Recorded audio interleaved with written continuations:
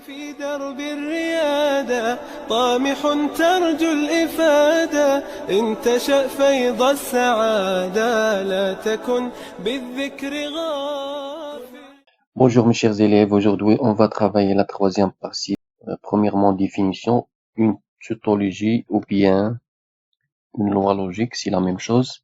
C'est une proposition composée, c'est-à-dire il est constitué de P1, P2, des assertions, P3. Cette proposition composée est vraie quelles que soient les valeurs de vérité des propositions simples qui la composent, c'est-à-dire quelles que soient les valeurs de P1 et P2 et P3. Par exemple, c'est vrai, faux, et c'est vrai, faux, bien faux, vrai, et c'est faux, vrai.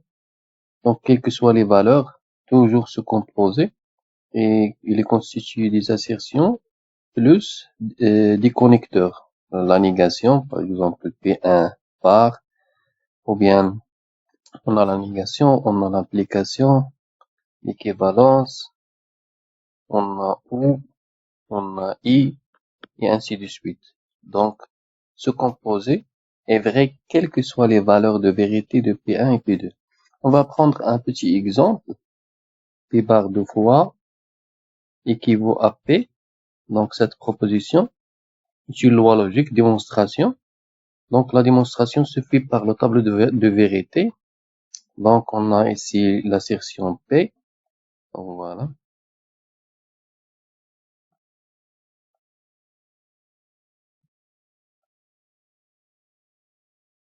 Donc, l'assertion P. Donc, on a vrai, on a le faux. Et P bar, c'est-à-dire faux, vrai. P bar deux fois, c'est-à-dire vrai, faux. Et enfin, on a l'équivalence. Donc, P bar deux fois équivaut à P. Donc, l'équivalence, donc, entre ce colonne et ce colonne. Donc, le premier colonne et le troisième colonne. Alors, vous pouvez remarquer ce vrai, vrai, donc il est vrai. Faux, faux, donc il est vrai. Donc, l'équivalence est vraie. Si et seulement si les deux assertions, A et B, donc l'équivalence est vraie. On a déjà vu ça, donc il est vrai. Lorsqu'on a le vrai équivaut à le vrai, ou bien le faux, donc c'est le cas. Donc, c'est quoi une loi logique? Une loi logique, ce qui est vrai, vous pouvez remarquer la dernière ligne est vrai, vrai, vrai. Donc, est vrai, quelles que soient les valeurs de vérité des propositions qui la constituent. D'accord? Vous pouvez faire la même méthode pour les lois suivantes. Troisièmement, loi logique, loi de Morgan. Donc, on passe maintenant à les lois de Morgan. Propriété, soit P et Q de propositions. Les propositions suivantes sont des lois logiques. Donc, voilà les lois de Morgan. Par exemple, on va prendre un exemple ici. Donc, 2 appartiennent à n, où 3 est premier. Donc, voilà. Donc, la négation de cette proposition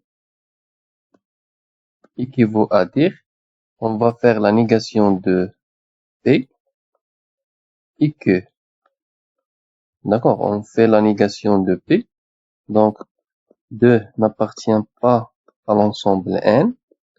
On change OU par I. Et 3 est premier. La négation de 3 est premier. 3 n'est pas premier.